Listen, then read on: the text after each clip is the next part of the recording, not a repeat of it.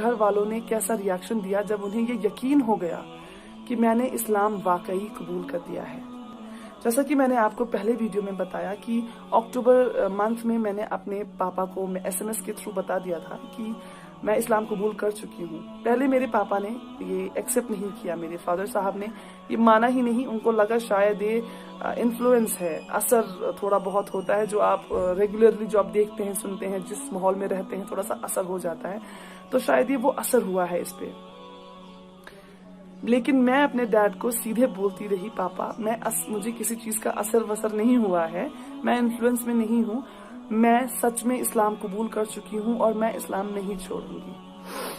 अब मेरे पापा मुझे समझाने लगे कि बेटा, मैं हर दिन की इज्जत करता हूँ, हर दिन बहुत खूबसूरत है और इस्लाम बेहद खूबसूरत रिलीजन है, लेकिन आप अपना धर्म छोड़कर किसी और धर्म को अपना लें, ये सही नहीं है। आप अच्छी बातें उठाएं इस्लाम से, अपनाएं अपनी जिंदगी में, लेकिन पूरी तरह मुसलमान ना बन जाएं। मैं अपने पापा से कहती रही, नहीं, मुझे इस्लाम में ही रहना है पापा, मैं इस्लाम नहीं छोड़ूंगी चाहे कुछ भी हो जाए। 12 अक्टूबर 2012 जो मेरे पापा के साथ आखिरी बात हुई है, माफ कीजिएगा अगर थोड़ा बहुत रो दूंगी मैं, क्योंकि जब भी इस बारे में बात करती हूँ, जब भी याद आता है, क्योंकि मेरे पापा और मैं बहुत मजबूत रिश्ता होता है बेटी और फादर का। खासकर बेटियां अपने फादर से ज्यादा लगाव रखती हैं, मेरे साथ भी कुछ वैसा ही था। तो 12 अक्टूबर 2012 को पापा ने मुझसे कहा, बेटा वापस आ जाइए, छोड़ दीजिए इस्लाम। और मेरा जवाब यही था कि पापा, मैं आपसे कहती हूँ, आप पढ़िए इस्लाम। सिर्फ कुरान पढ़ लेने से नहीं, उसे समझने से, दिल से समझने से। उस नफरत से ना समझें कि इस्लाम ने मेरी बेटी को ले लिया, नहीं, पढ़ें कि इसमें ऐसा क्या था कि मेरी बेटी सब कुछ छोड़ने को तैयार है इस्लाम की खातिर। पापा ने आखिरी सवाल किया मुझसे, क्या ये आपका आखिरी फैसला है? मैंने कहा, जी पापा, ये मेरा आखिरी फैसला है, मैं इस्लाम नहीं छोड़ूंगी। और मेरे पापा ने फोन काट दिया। अगले दिन बहन से फोन आया और पता चला कि जैसे ही पापा ने पिछले दिन मुझसे बात करने के बाद फोन काटा, पापा जमीन पे गिर पड़े हैं। पापा को हॉस्पिटल लिया गया है, पापा एडमिट रहे हैं वहां। 1 साल तक मेरे पापा ने कुछ खाया नहीं, कुछ पिया नहीं, ग्लूकोज पे रहे हैं वो। न जाने अल्लाह की क्या रहमत थी, अल्हम्दुलिल्लाह वो जिंदा रहे। और 1 साल पूरा किसी से बात नहीं की उन्होंने, किसी से भी बात नहीं।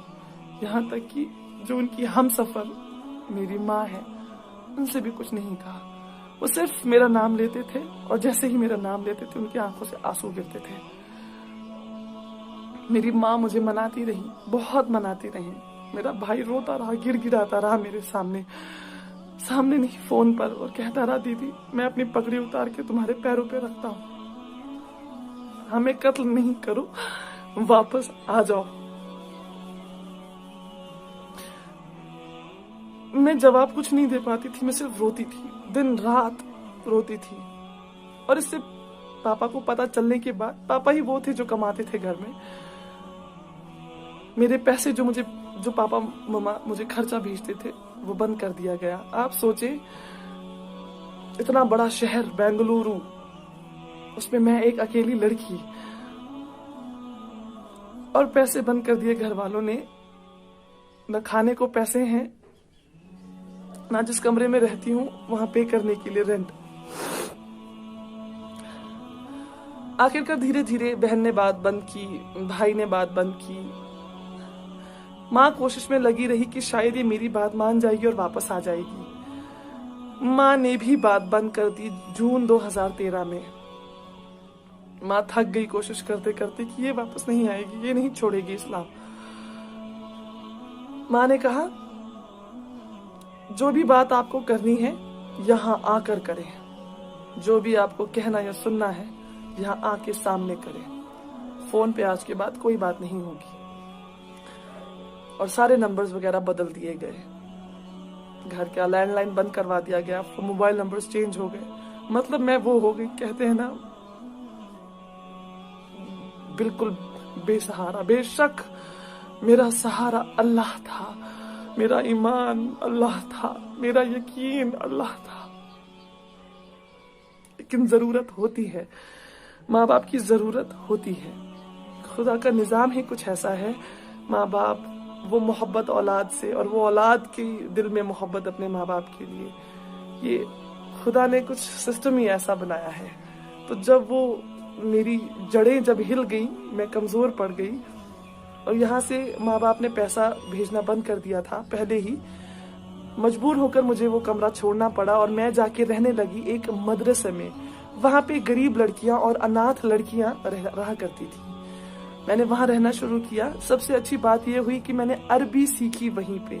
मैं जो अरबी में आज कुरान पढ़ पाती हूँ, मेरी पहली बेसिक तालीम अरबी की उसी मदरसे में हुई, और बहुत कुछ सीखने को मिला कि मैंने तो फिर भी 23-24 साल माँ बाप के साथ रही हूँ। माँ बाप ने इतना अच्छी जिंदगी दी है, हमेशा ख्वाहिशें पूरी की हैं। वहाँ वो बच्चियां थी मदरसे में जिन्होंने बचपन से अपने माँ बाप को खोया है। कोई नहीं है उनका सिवाय अल्लाह के।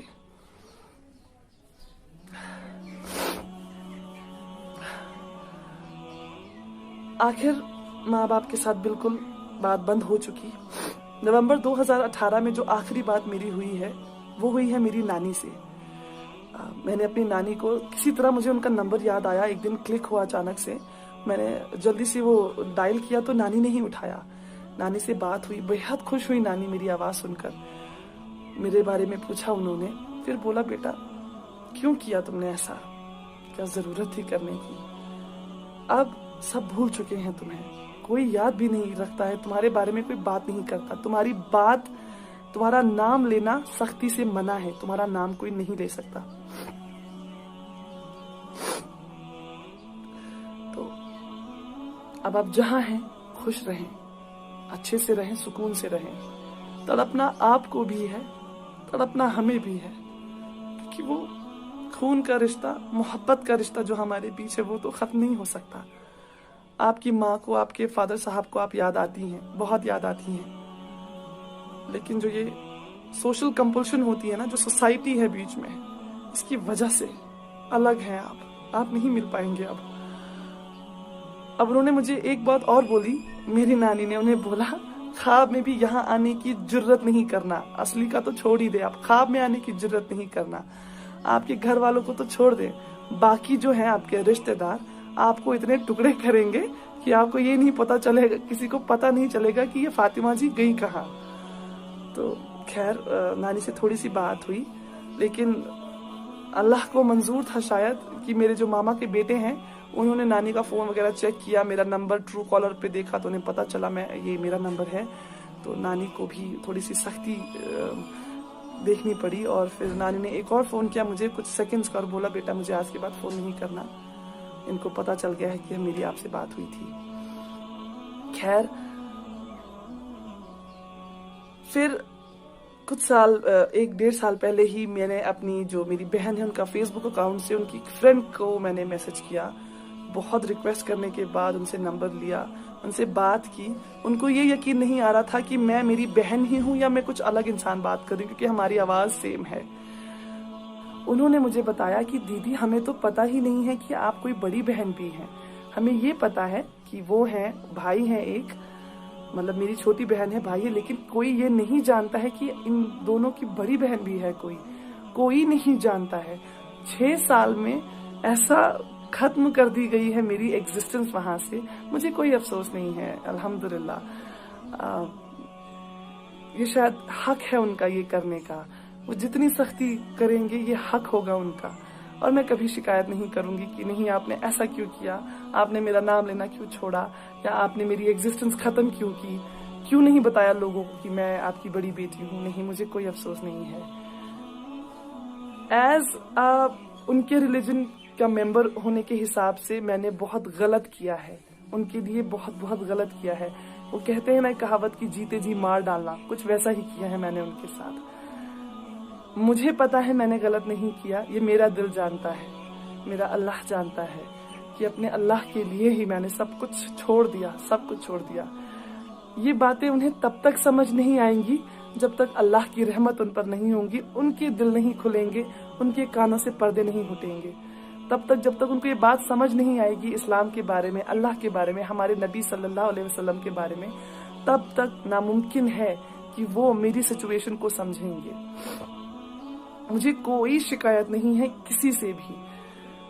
खैर, जितने भी नए मेंबर्स घर में ऐड हुए हैं, जैसे कजन्स वगैरह की, मेरे भाई की शादी, चचेरे भाई की शादी, जिनकी भी भाई बहनों की शादी है, जितनी भी भाभियां या जीजू घर में आए हैं, किसी को नहीं पता है कि इनकी एक बड़ी बेटी भी थी। तो बिल्कुल ही खत्म कर दी गई हूँ। आप लोगों से कहना चाहती हूँ कि अगर आपके पास आपके माँ बाप हैं, जिंदा हैं, आपके वालिद हैं, आपकी माँ है, आपके साथ है, वो वालिदैन दोनों हैं आपके साथ, या शायद किसी और शहर में, किसी और देश में रहते हैं, अल्लाह के लिए कभी ऐसा ना करें कि उन्हें तकलीफ हो। ये ऐसा अनमोल तोहफा अल्लाह ताला ने आपको दिया है। बहुत खुश नसीब है अगर आपके पास दोनों हैं या एक भी है, बहुत खुश नसीब है, यकीन मानिए। ये ऐसा तोहफा है जिसके लिए आपने कुछ पैसे नहीं दिए। आप जाते हैं ना दुकान पे, आप जब पैसे देते हैं तभी कोई तोहफा खरीद सकते हैं किसी को देने के लिए। अल्लाह ने आपको फ्री में दिया है।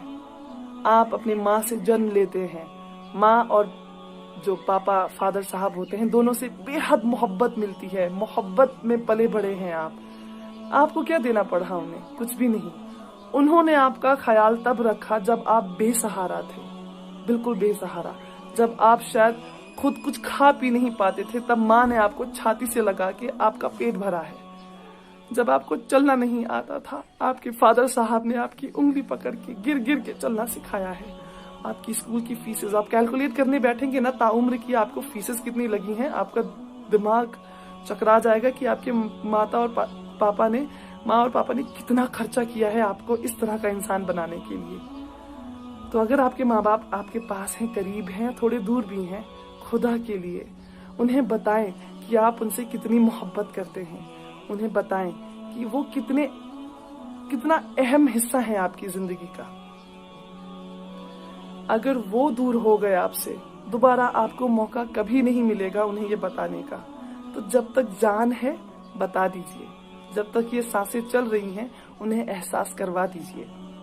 इस्लाम में सुना है कि जन्नत माँ के पैरों के नीचे है, जिस जन्नत के लिए हम तलब रखते हैं।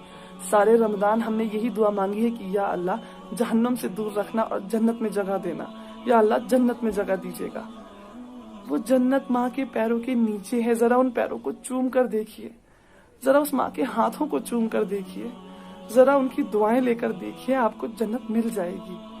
और जन्नत का दरवाजा आपके वालिद साहब, आपके फादर साहब। जब तक जन्नत का दरवाजा नहीं खुलेगा आप अंदर दाखिल नहीं हो सकेंगे। तो दोनों ही बहुत अहम है, बहुत जरूरी है। कद्र कीजिए इस तोहफे की जो आपको बिना कुछ पे किए बगैर मिला है। कद्र कीजिए उस तोहफे की जिन्होंने ताउम्र आपका ख्याल रखा है और आपसे वैसी ही मोहब्बत करी है जिस दिन से आप पैदा हुए हैं। वही मोहब्बत वो आखिर सांस तक आपसे करते हैं। इंतजार कीजिए मेरी अगली वीडियो का, जिसमें मैं आपको बताऊंगी कि जिंदगी में फिर कैसी सख्तियां आई और अल्लाह ताला ने कैसे कैसे मदद की।